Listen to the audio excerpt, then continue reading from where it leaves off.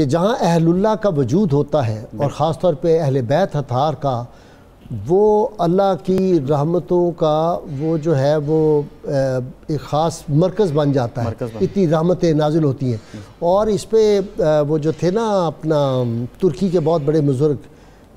حضرت مجھے نام اس وقت یاد نہیں آ رہا، ابھی یاد آ جائے گا، ان کی کتاب ہے الارشاد بڑی مشہور، حضرت کیا نام تھا ان کا، خیر انہوں نے اس میں لکھا ہے کہ یہ جو اولیاء اللہ ہوتے ہیں ان کا جہاں پہ وجود ہوتا ہے ان کی وجہ سے اتنی برکات نازل ہوتی ہیں کہ اس علاقے سے مصیبتیں اور تکالیف دور ہو جاتی ہیں۔ جی جیسے آپ نے انٹرو میں حدیث مبارکہ پڑھی کہ من حضرت مظفر وزائق رحمۃ اللہ علیہ، ماشاءاللہ ان بزرگوں کا نام تھا بہت بڑا۔ جی آپ نے انٹرو میں حدیث مبارکہ پڑھی کہ من احب للہ و ابغض للہ و اطاع للہ و منع للہ فقد استکمل الایمان۔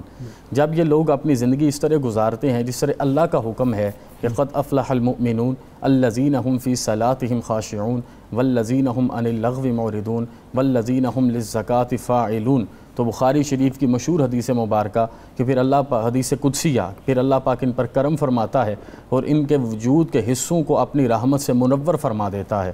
پھر میرا رب ان کو نفل اور فرض پڑھنے کے ساتھ اپنا محبوب رکھتا ہے، اور صرف یہ نہیں کہ وہاں پر جہاں پر یہ موجود ہیں ان کے صدقے سے وہاں سے بیماریاں دور ہوتی ہیں، بلکہ رب یہ بھی فرماتا ہے جو پھر ان سے دشمنی کرتا ہے وہ مجھ سے اعلان جنگ کرتا ہے۔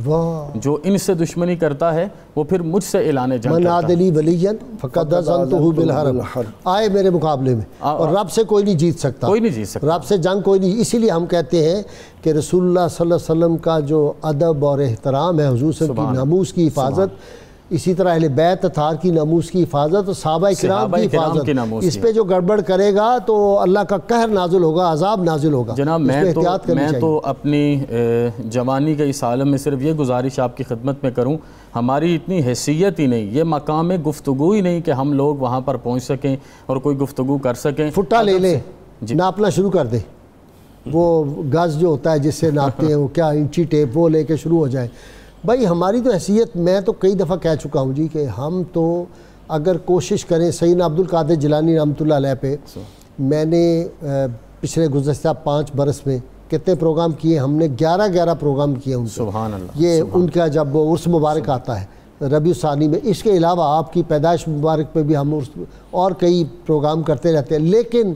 آج تک سیدنا عبد القادر جیلانی کی میں اور میرے سارے اسکالر مل کے 5 برس میں پوری شان نہیں بیان کر سکتے۔ سبحان اللہ۔ اور کہاں اہل بیت اطہار کا مقام اور ان کی شان ہے، اور صحابہ کرام کا مقام جو ہے وہ اتنا بلند و بالا ہے، تو ہم کدھر پڑے ہوئے ہیں یہ۔ اور ایک درویش کی بات جی مجھے پھر یاد آتی ہے اور آج میں دہرا دیتا ہوں۔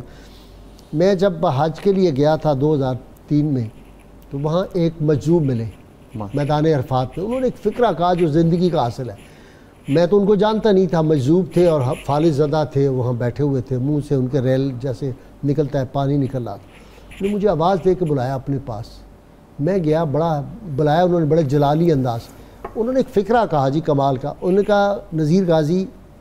میں نہیں جانتا تھا نہ وہ مجھے جانتے، کہ نذیر غازی بندہ عمل سے گر جائے تو بچ جاتا ہے، ادب سے گر جائے تو نہیں بچتا۔ ہائے ہائے۔ اور ہمارے ہاں گجرات میں مشہور صوفی بزرگ جناب بابا گوہر الدین جندڑوی اویسی، ان کا یہ بڑا خوبصورت قول ہے کہ مقام تشکیر یہ ہے کہ ہماری زبان ہر وقت صحابہ کرام اور آل رسول کے بارے رطب اللسان رہے۔ واہ واہ واہ۔ آپ کو جو نعمتیں مل رہی ہیں، دنیا میں جو مقام مل رہا ہے، جو عزتیں مل رہی ہیں، تو آپ نے ہر وقت رطب اللسان رہنا ہے، یہی مقام تشکیر ہے، یہی مقام شکر ہے۔ اور یہ جو ان کی حیات، ان کی زندگیوں میں خوبیاں ہی خوبیاں